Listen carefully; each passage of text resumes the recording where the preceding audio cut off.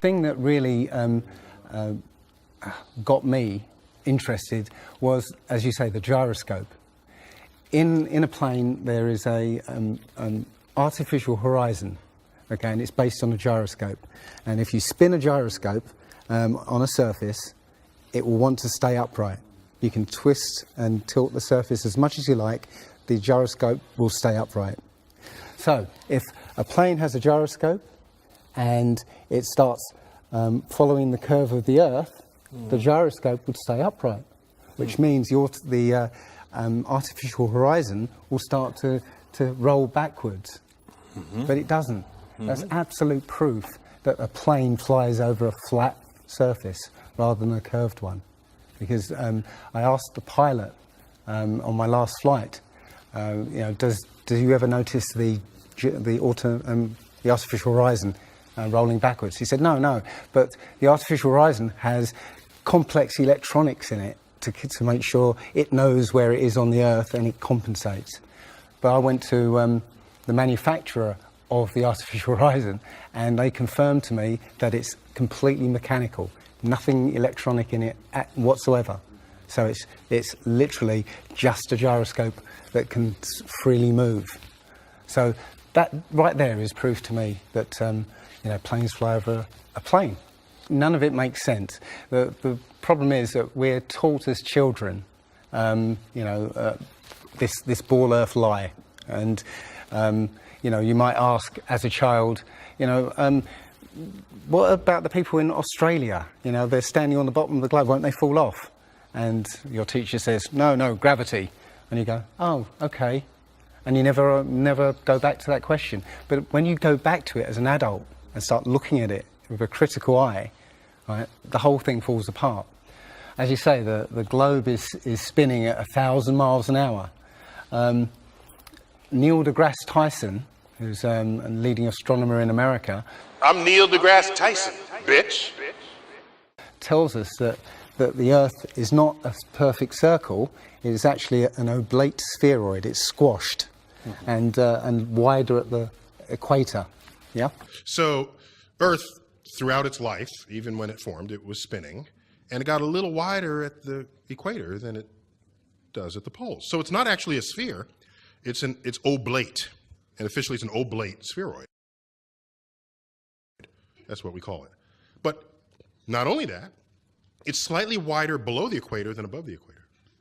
A little chubbier. A little chubbier. Yeah. Chubby's a good way. It's like pear-shaped. So my question to him would be, why is there land at the equator? Because water will move more readily than rock. So if the Earth is spinning, the water will be collected at the equator. I mean, if you spin a wet tennis ball, the water shoots off at the equator, essentially. So all the water will be gathered around the equator. So why is there land at the equator? Doesn't make any sense. The other thing that's about the spinning Earth is looking at the stars. Now, directly above the axis of spin is the pole star, Polaris, okay, directly over the North Pole. And we're told that the reason that all the stars spin around the North Star is because the Earth is spinning at 1,000 miles an hour. Okay, seems to make sense because if you put a long exposure camera pointing at the North Star, you'll see the stars will make perfect circles around, perfect star trails. The only problem is the Earth is also orbiting the Sun at 67,000 miles an hour. Okay, the Sun is moving, dragging the Earth and all the planets up that way or that way at 600,000 miles an hour. So why do we see perfect circles? Because that's the slowest speed, that's slowest motion in that mix. And yet the Earth is moving 67 times faster that way and 600 times faster that way. So you should see the stars do all sorts of strange motions, but you don't. You only see them make these perfect circles. that tells me that it's the stars that are moving, not the Earth. The thing is, what the scientists will give you is calculations and and theories why that happens. But we have experience. We see things and they either make sense or they don't make sense. What the scientists do is substitute our common sense and our intuition for calculations and theory, and we're supposed to believe the calculations rather than what we experience ourselves. There was a famous experiment back in the 1800s in England called the Bedford Levels experiment. Now, the Bedford Levels is a canal that is perfectly straight for 6 miles. Okay, so what a chap called Samuel Rowbottom did was he took a telescope, put it in the water about 8 inches above the water, and he had a friend, in a rowboat with a flag on the back, row all the way to the other end, and he was able to see the flag on the back of the rowboat the whole distance. Now, according to spherical trigonometry, the curve of the Earth is 8 inches per mile squared. So over 5 miles, that's 5 times 525 times 8, which is 200, works out, that's 200 inches, which works out at 16 feet. That means the boat should have been 16 feet below the horizon. He shouldn't have been able to see the boat. Now, the scientists will say, oh, refraction and this and light bending around the Earth and stuff. But the fact is, it's perfectly flat. And he in his book, he puts forward many arguments that show that, or many experiments that show the Earth is always perfectly flat. They say that you see the mast, go down last. It's literally just the way your vision works. Yeah, it's perspective and atmospherics basically. The limit of your vision is supposedly 3 miles. And then after 3 miles, you're supposed to see the boat start to go over the horizon. It's funny that Neil deGrasse Tyson again says that, explains that you can't see the curvature of the Earth from a plane. He says this, you can't see the curvature of the Earth from a plane because you're not high enough. The Earth is so big that you can't get high enough to see the curvature. Yet, you can apparently see a boat go over the curvature over the distance of 3 miles, which doesn't make sense. The thing is, when you look out and you see a boat start to go over the horizon, if you suddenly get a pair of binoculars and look, it comes back again. And once it goes out the sight of your binoculars, if you get a telescope, it comes back again. It doesn't go over any curve of the horizon. What we found, many people have done experiments with very high-powered zoom cameras, and they've watched a boat sail out to sea, and they've just kept trained on this boat. And what they see is, after a very long distance, you see an atmospheric effect where the bottom of the boat disappears and and the top of the boat inverts, so you see a sort of mirror image. And that, with your eyesight, basically the bottom of the boat just melts into the horizon. One of the best examples of that is the Antwerp Notre Dame spire, which can be seen something like 240 kilometres away from the spire. So that should be over a mile below the horizon, and you can still see it. There's been a few famous examples just recently of a man who took a picture across the Great Lakes from Michigan and was able to see, I believe it's Chicago, which he shouldn't have been able to see. And the television station basically said it was a mirage. This is from Joshua Nowicki, and what you're seeing here is a mirage. We typically would not be able to see this from the Lake Michigan shore. We talked about this last night. Conditions are right on the lake that we're actually seeing a mirage of the Chicago skyline. But they always say it's a mirage, but for a mirage to happen, you have to have very specific atmospheric conditions. And there have been so many people who have seen exactly the same thing on different days, different seasons, always the same. You know, it's not a mirage. It's simply that you're looking across a plane. You see in a kind of pyramid shape. Yeah, you have a horizon at your eye level, and everything above the horizon will go down into the horizon. Yeah, everything below the horizon will seem to go up. Just like if you're in a long hallway, you'll see that the walls will start to move in, and the roof and the floor will start to move into the centre. Yeah, so literally between you and the object you're looking at, there's all sorts of things, sort of like waves going up and down, and while you can't see them if they're beyond the limit of your sight, sometimes they can still obscure what you're looking at.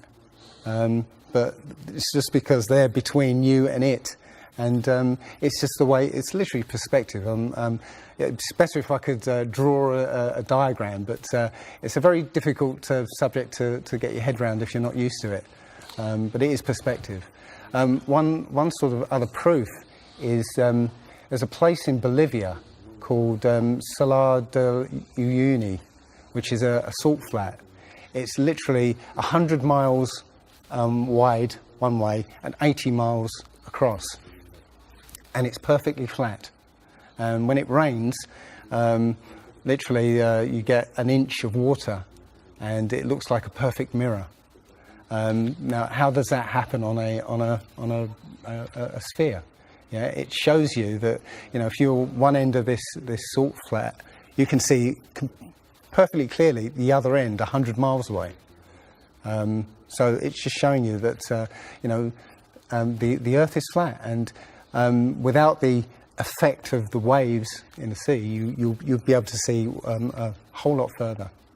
If you were to go to NASA and download one of their photos of the Earth in the moon's sky and put it in Photoshop, okay, drop the saturation and the levels down, you'll see that the Earth has been pasted in, because you'll see a rectangular box around the Earth. It's all fraud. It's all fake. Pretty much everything NASA puts out is fraudulent. There are no images of Earth from space. The only one that NASA actually claims is a photograph was from 1972, and it's the famous picture. It's got Africa sort of near the top, and it's the same picture they've been using for the last 40 or 50 years in every textbook. Every other image is what they call a composite. It's Photoshop. There was another layer to sort of simulate the atmosphere. And then there's this little bright spot. It's called the specular highlight. So it's the reflection of sunlight off of water. Those are the pieces, but you can't just slap them all together. It just didn't look realistic. It looks kind of flat, or the clouds are sort of too see-through. So I just hit Command-Z a lot. There's artistry to creating the world. What I imagine it to be. Unfortunately, I'm not an astronaut. I've never been to space. But I've looked at these images over and over again, trying to sort of get the essence of it. It is photoshopped, but it's has to be. It is photoshopped, but it's has to be. It is photoshopped, but it's has to be. It is photoshopped, but it's has to be. And many of us have been looking at these images of Earth, including the one they call the Big Blue Marble, which was released in 2002, I think. Again, when you zoom into it with Photoshop, you'll see where they've used the clone tool in Photoshop to take a picture of one of the clouds and stamp it in various places around the picture. And they got lazy. In another image, they've even photoshopped the word sex in the clouds, which is a subliminal tool they use to get people to sort of relate to something. They literally, you can look at this and you can find it on NASA's website. In a video I'm working on at the moment, I've got a video from what they call the Galileo space probe. As it left Earth, it took a series of shots of Earth, apparently, and you see that over the course of 25 hours, the clouds never move. Okay, Now, I happened to find some pictures of satellite pictures of Earth, and I noticed that in these separately taken satellite shots, the clouds were exactly the same as the ones in this Galileo shot. So it's a cloud map. It would be very simple indeed to just silence everybody, put an end to this topic once and for all, turn the Hubble round and show us Earth in real time, zooming in onto a place so that we can see what's happening at that place, and we know that there is something up there looking down on us from space. But they will not do it. They can't do it. It doesn't exist. It literally doesn't exist. When you go onto the plane tracking software, you'll see hundreds and hundreds of flights over the northern hemisphere, and you can track those flights from beginning to end. When you look at any flight in the southern hemisphere, what you'll find is the flight takes off and disappears off the tracking, usually about an hour after takeoff, and then later on will reappear an hour before landing. Now, there's no explanation for it. I mean, the point is that distances are very different, and distances and flight plans are very different on the flat Earth than they are on the ball.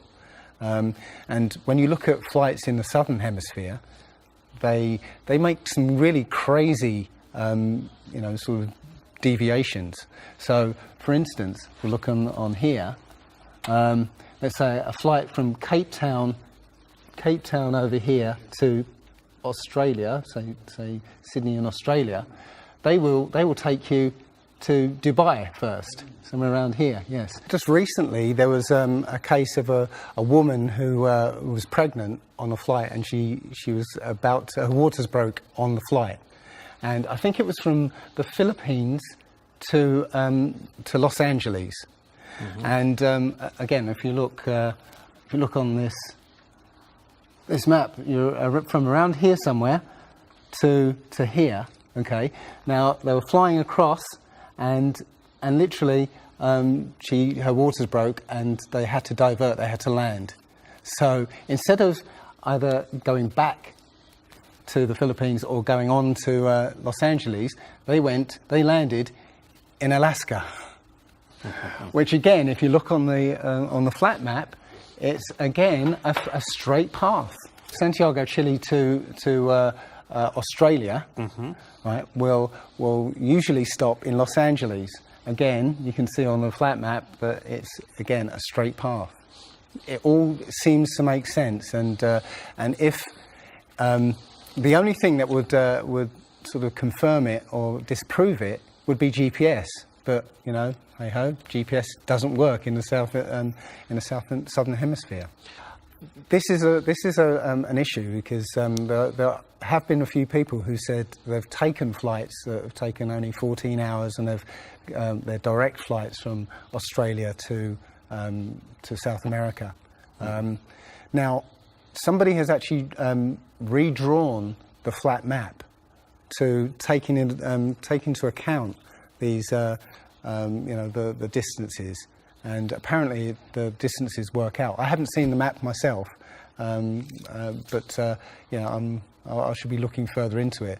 But yes, up until these people came forward, and again, I haven't seen any real evidence that they have taken these flights. They told me they've taken these flights, but who knows? They can actually advertise a flight that's direct. They can price it out of the range of most people to take. And then if anybody does take it, they could cancel it. I don't think any flights actually fly directly over the North Pole at all. I think they skirt the North Pole, mm-hmm. but I don't think they fly directly over the actual pole. So I don't know if it's to do with magnetics. The only thing I do know is that nothing flies over the South Pole, because again, on a flat map, the South Pole, the continent of Antarctica, is the ring around the Earth. So you can't fly over the ring and get anywhere. That's why we're not allowed to go there. I mean, think about it. It's the only treaty that's all these countries have signed and never broken and completely agreed on. It's the only one. And, what treaty is there that everybody's agreed on? We're being kept away from it for a reason. They have some scientific bases there, and literally it's controlled by the military. If you try and go there by yourself, you will be sort of picked up and escorted back. There was a guy called Jarls Anderhoy who tried to take a mission to the Antarctica, and he was picked up and taken back by the military. It's a good reason, because they don't want you finding out what's beyond. Admiral Byrd he actually did four expeditions, and most of them were military expeditions with huge military groups. Thousands of people, planes, boats, the works. And yes, he confirmed in an interview that he discovered a continent as big as the continental United States out there, that was with warm water lakes and mountains and everything, that was completely uninhabited. And he described it as the other side of the South Pole to Middle America. So on the globe, that means it would be somewhere in the Indian Ocean. There's a huge continent that nobody knows about. So yeah, there's more going on than meets the eye.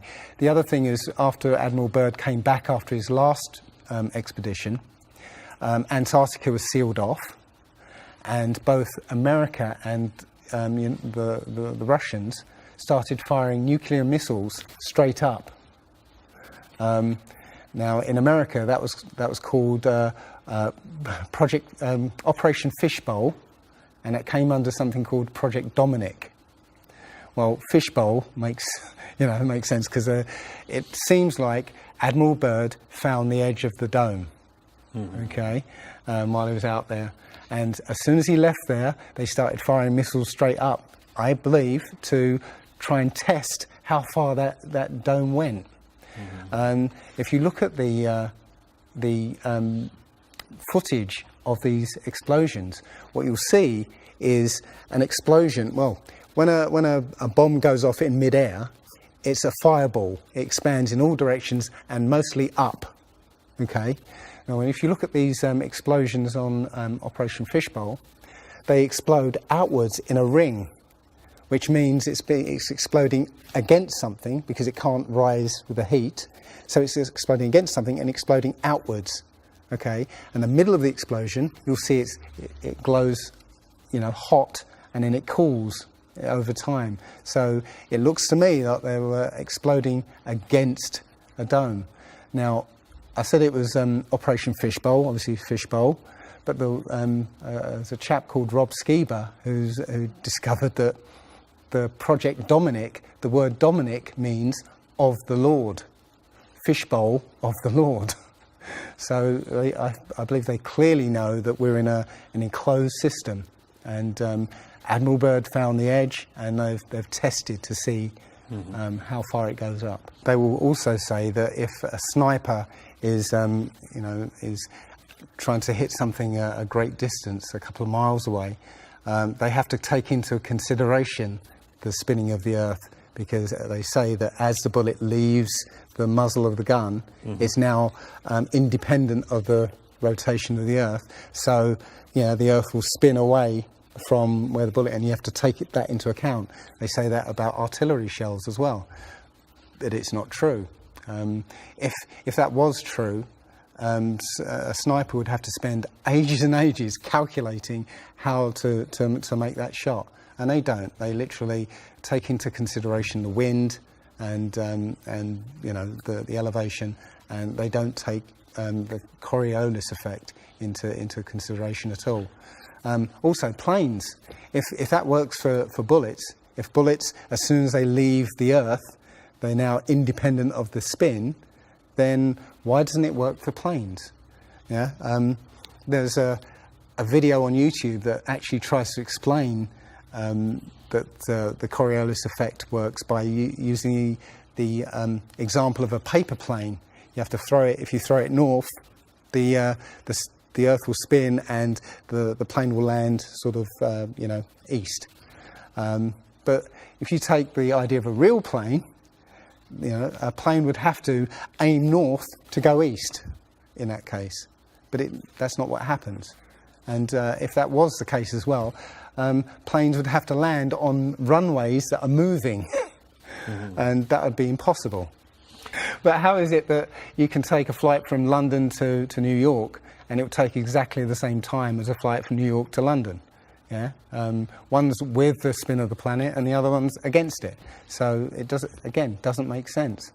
They'll say that the whole atmosphere is moving, with the planet, but that doesn't make sense either, because the atmosphere, say it's that thick, the top layer of the atmosphere will be moving slow, and as further you get in, will be moving faster.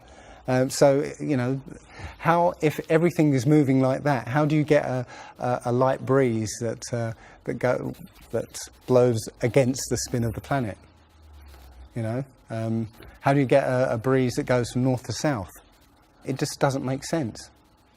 And again, science will give you calculations and esoteric ideas, but you can go out and look for yourself, and you'll see what makes sense and what doesn't. The other thing is that we have senses to be able to sense acceleration. You get in a car and somebody puts their foot down, and you get thrown back in your seat. You can feel the acceleration. You can feel changes, very minute changes of acceleration.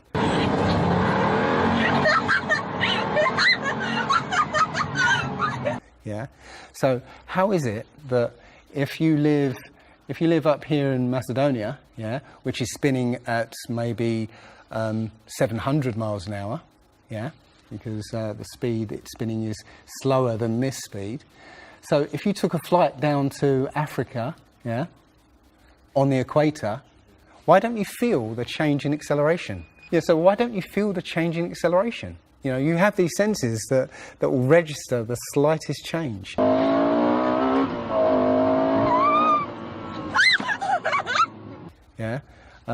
But you get off the plane there and you don't feel dizzy, because now you're moving a lot faster.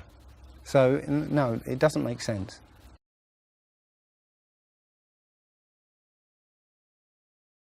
Well, you saw from his balloon when he stepped out on the platform, the curvature of the Earth.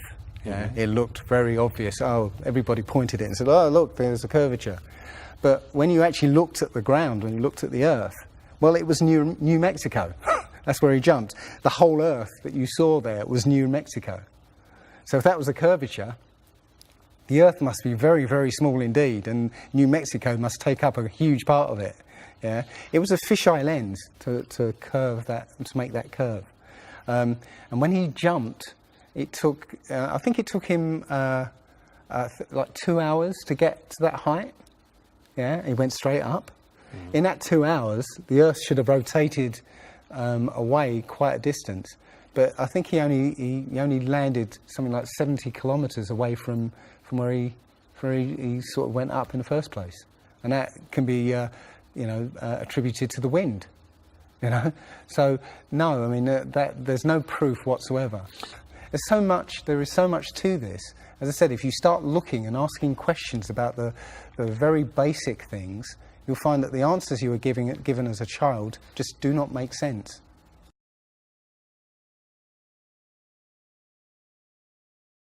So the idea there is that it must be a globe, because the sun, if the sun's here, then it's got to be dark on the other side. Well, the thing about the sun is that we're told it's 93 million miles away. It's not. It's actually something around 3,000 miles away, and about 34 miles across. That might sound really crazy, but if you look at look out on a day that's got broken cloud, you'll see that the sun rays will come out at an angle. Most people have seen this. The rays come down at angles. If the sun was 93 million miles away, then all the light will be coming parallel. So if you imagine, there's no way to show 93 million miles, but something way, way over there, all the light that reaches this globe will be parallel. There's no way that light can come that far and spread out like that. Now, if you follow those light rays, you'll see exactly where the sun is. And as I said, it works out to be about 3,100 miles. Now, if that's the case, and the sun is circling over this flat plane, yeah, its light range is limited. So it's illuminating the part of the Earth it's like over at the moment. So, say over Europe, it might, or over South America there, it's over there. Well, Australia's going to be in the dark because the sun isn't going to throw enough light to illuminate Australia. Yeah. Now, most people say, well, I see the sun rise and set. How can that be if it's just going round in a circle? Well, that's perspective again. If you actually see video of the sun coming up and going down, many times you'll see that the sun starts off as it's coming up very, very tiny, and it gets bigger as it gets closer to midday and then gets smaller again. It's literally that effect of perspective, you know, with some things above you, like the ceiling in a hallway, yeah, as it goes further away, it will seem to sink down towards the horizon until it disappears beyond the limit of your sight. And that's all you're seeing. You're seeing literally the sun circling overhead, but seeming to set.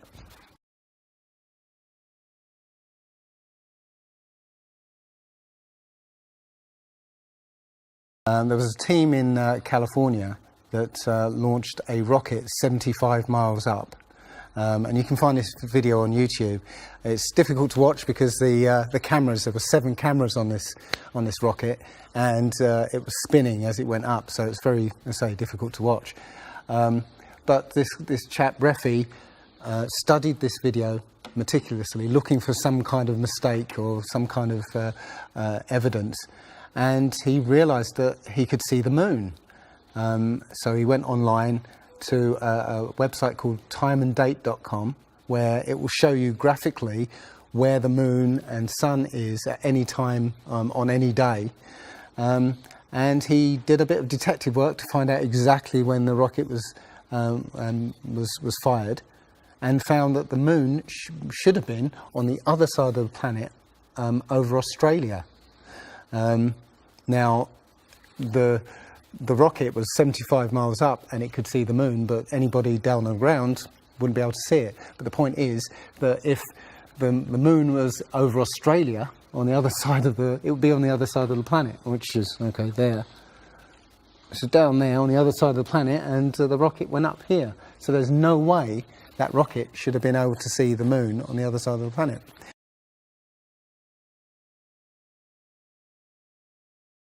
If you watch the trajectory of the space shuttle, it doesn't go straight up. It always goes in a curve and out to sea. The point is that they actually go horizontal. The space shuttle goes horizontal. It never goes any further up. It goes horizontal, very, very low down in the atmosphere, because it drops its external tank while it's still in the atmosphere. So, you know, it's still in the atmosphere while it's horizontal, so it never gets any higher, and it goes out of sight, not because it goes too high, because it goes too far downrange. And it seems that nobody's ever on the space shuttle, and the proof of that is the Challenger disaster. In, I believe it's 1986, the Challenger exploded just after takeoff and killed 7 astronauts. But it turns out that 6 of the astronauts are still alive, and most of them are using their original names. And you can find pictures of them. They're using the same names, and they're doing ordinary jobs now. Teachers, lecturers, lawyers, whatever. But they're still alive. I think it's a mock-up. I think it's an empty shell, and literally just dishes in the sea, out of sight. and they have a plane that's mocked up to look like a space shuttle, and you can see whenever the space shuttle lands, you can hear it. It's a loud jet engine. You watch any video of the space shuttle landing, you can tell it's a jet engine. It's a jet-powered aircraft. That's it. It's not a glider.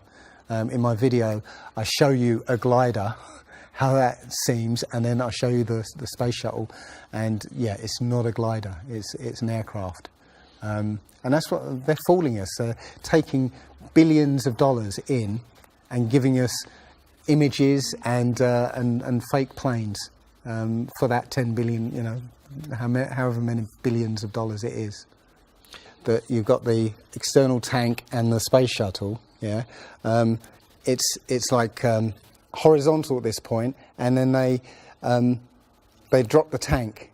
Okay, now the space shuttle isn't powered at this point because the tank has all the fuel. Yes. Okay, so when the engine stops, the tank is dropped. Basically, the space shuttle and tank should follow the same path because neither of them are powered. They should both fall in the same way. Now, because the tank has all the fuel, those pods on the back of the space shuttle aren't fuel tanks. They have a very, very small amount of fuel in there for orbital manoeuvring. But from this point, which again is still in the Earth's atmosphere because the tank, is falling there, it now has to go from there into orbit. They haven't got the fuel there to insert it into orbit.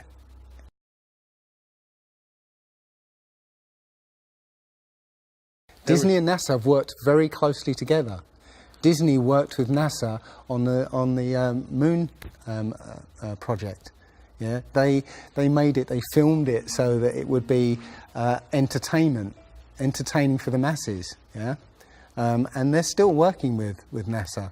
I absolutely believe that Stanley Kubrick, filmed the moon landing. He left a few clues just to say, so that like Michelangelo. Yeah, so that we eventually would know that this was his work. Yeah, I did this. It's a joke. It was meant to fool people in 1960s. So you got like clear footprints, but yet you don't have where an impression where the pads of the lunar lander were.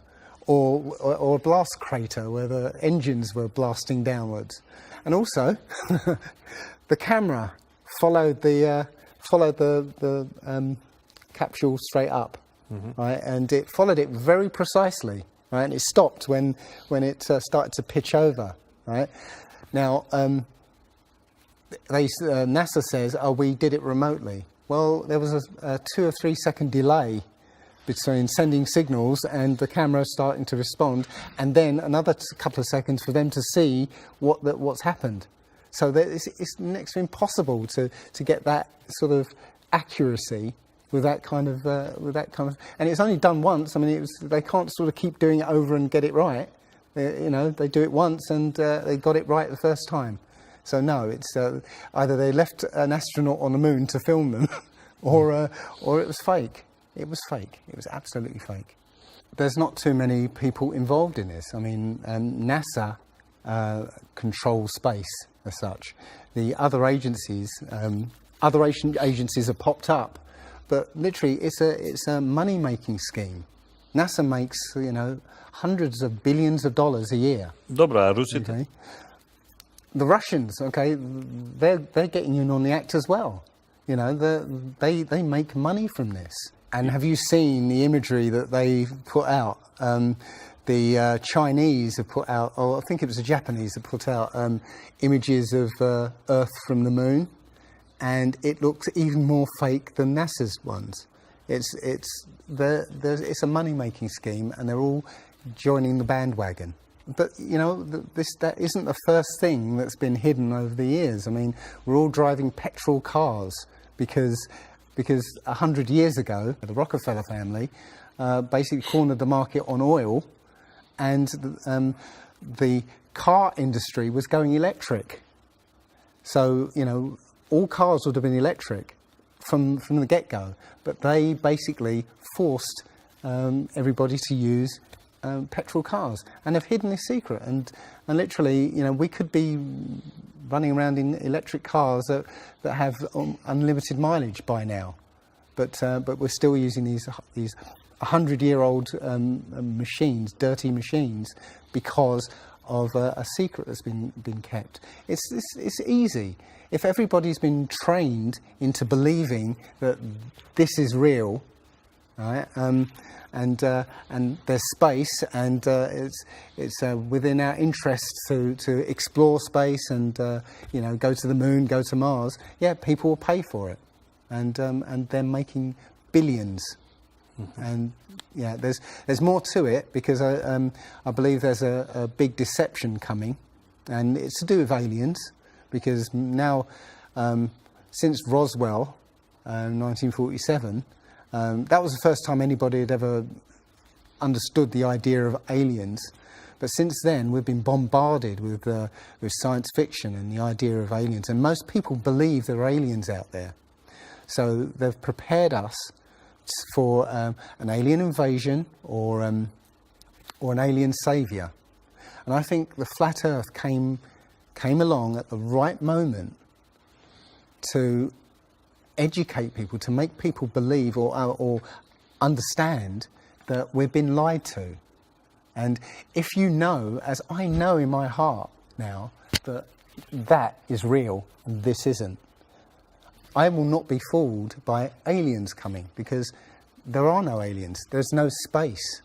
Yeah, it's all fantasy by Disney and NASA.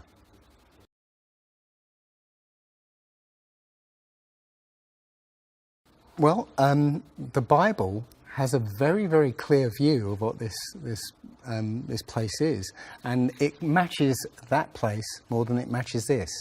Okay, and what it says is the great deep is under it, just water. It's just deep water, and above the firmament is water. And you know, it says in Genesis that he separated the water below from the water above, and made a space. And then made dry land appear out of the water. So what's under the flat Earth? Well, it's water, and it just goes on. Again, I don't know for sure, because I've not been under there. I don't know what's past the outside of, or the you know, the first few hundred miles of Antarctica. But everything I've seen over the last year and a half tells me that is true and this isn't. And I'm starting to believe and trust my intuition about this.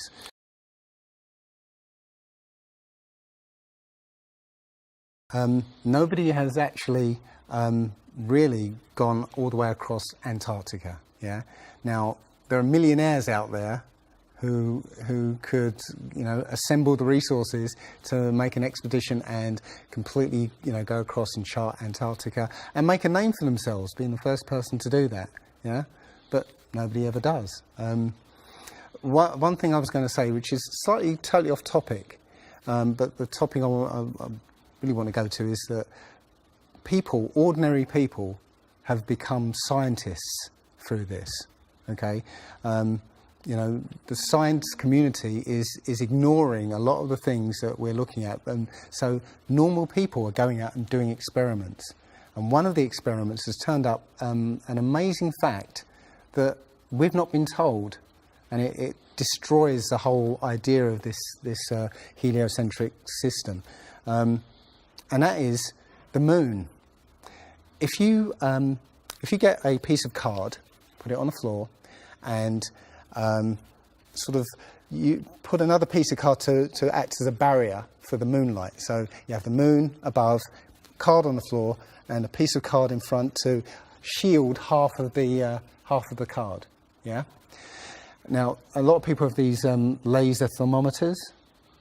Now, you can actually measure the temperature of the moonlight next to the temperature of the shade of the moonlight, and you'll find the moonlight is colder than the shade, the opposite from the sun. So the moon is throwing out its own light, and that light is the opposite from the sun. Now, that tells you that it's not reflecting the sun's light. It's producing its own, and its light is different from the sun's. So, you know, the scientific community have not told us this, yeah, because they won't tell us this because it destroys this idea that the sun is, you know, is lighting up the moon.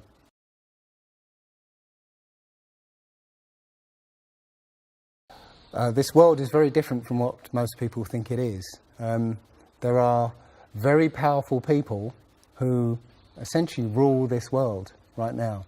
And the ordinary person is a slave in this world. And slaves aren't educated. You know, they're taught what they need to, or, you know, they need to know, that's it. They're not taught truth, they're taught what they need to know.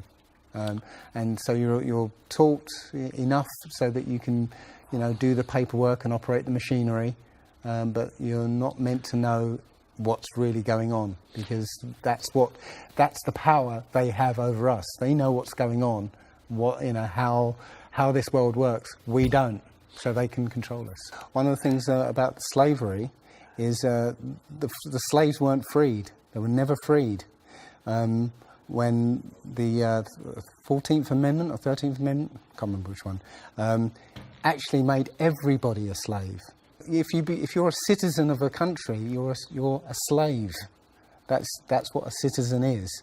So they literally extended the slavery to everybody and made it an open prison, and that's where everybody in the world lives now. We're slaves to very powerful masters. We don't see bars. No. Yeah? The bars are the borders of the country, right? You have to use a pass to get out, and they'll let you out if you show them your pass.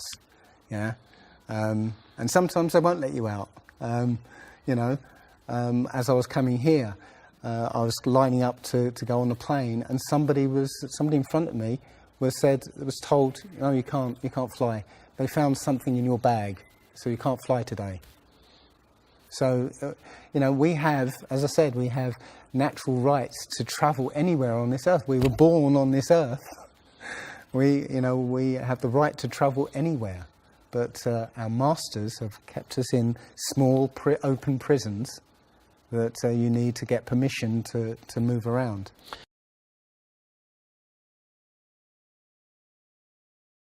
This idea that, billions of years ago, nothing exploded and then everything came out of that nothingness, ridiculous.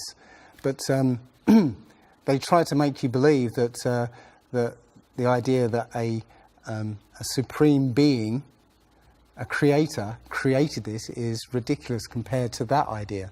I mean, if you look at it objectively, I would lean towards a creator because, there's so much that points to, the fingerprint of a creator. But it's no less ridiculous than nothing exploding and becoming something.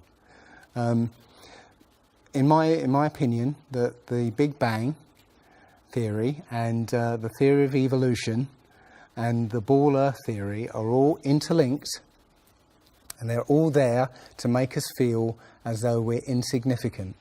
We're small, tiny, miniature, unimportant pieces of slime crawling around on a speck of dust in an infinite universe.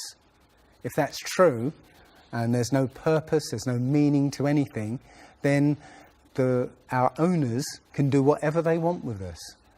Then, this is all accidental, so food can be genetically modified because it's imperfect.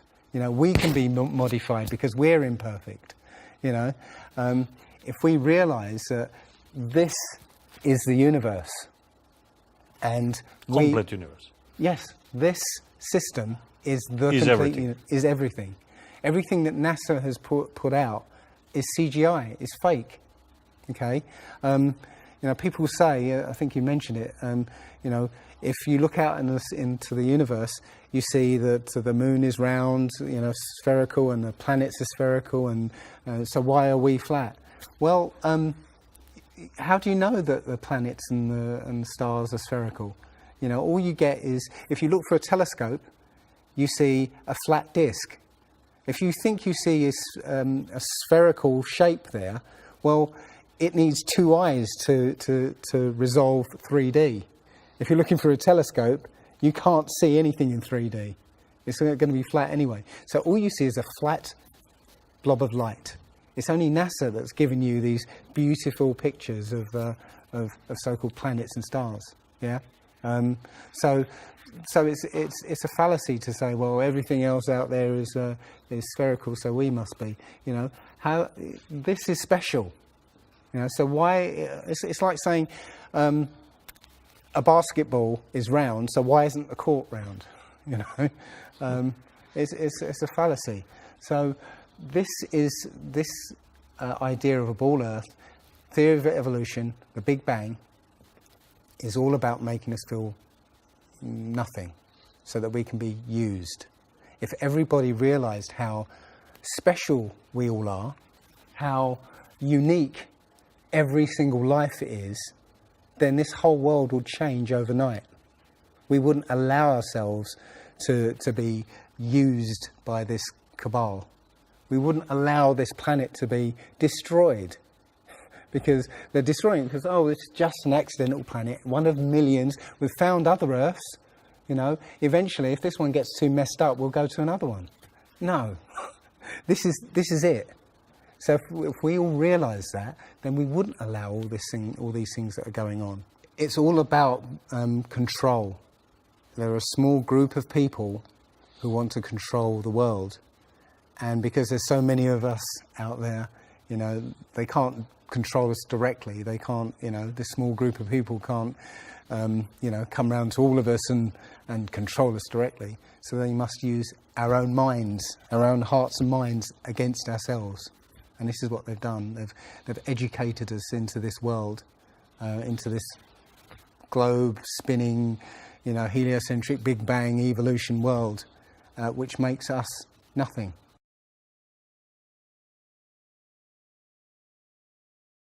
This is amazing because when I first started looking, it was about 1.5 years ago, I looked on YouTube and there were maybe about 100 videos, not even that probably, and nobody was talking about it, right? And then over 2015, it exploded. There are thousands and thousands and thousands of people looking at Flat Earth now. And what happens is that you'll watch something or read something, and something will strike a chord in your mind, and you'll think, yeah, I've always wondered that. And what will happen is you will start feverishly researching. I mean, what happened to me was, as soon as I got that, I spent every waking hour looking for things and testing things, and this seems to be replicated with thousands of people around the world who suddenly come into this. They start, you know, researching and getting a passion for this, because this is what I think, it's the truth, and we recognise the truth when we hear it, and we feel it, and this I believe has come at the exact right time, so that we awaken to what's going on in the world. Nothing else, you know, 9/11 even hasn't awoken people, right, to this extent. You know, for me, I've been an atheist for 40 years. From the age of 13, you know, I didn't want anything to do with God and Bibles and whatever and religions. And now I know for a fact there is a creator. I've seen his fingerprint, you know, not just with the Flat Earth. Everything I've done in the last 5 or 10 years has led me to see that there is a creator now. And there's a great many people out there who have had exactly the same revelation as I have. And it is. I'm now following the commandments and trying to be the best human being that I can be, because I think it was a guy called Kent Hovind who said there are only two possibilities. Either there is a God or there isn't. and both of them are terrifying.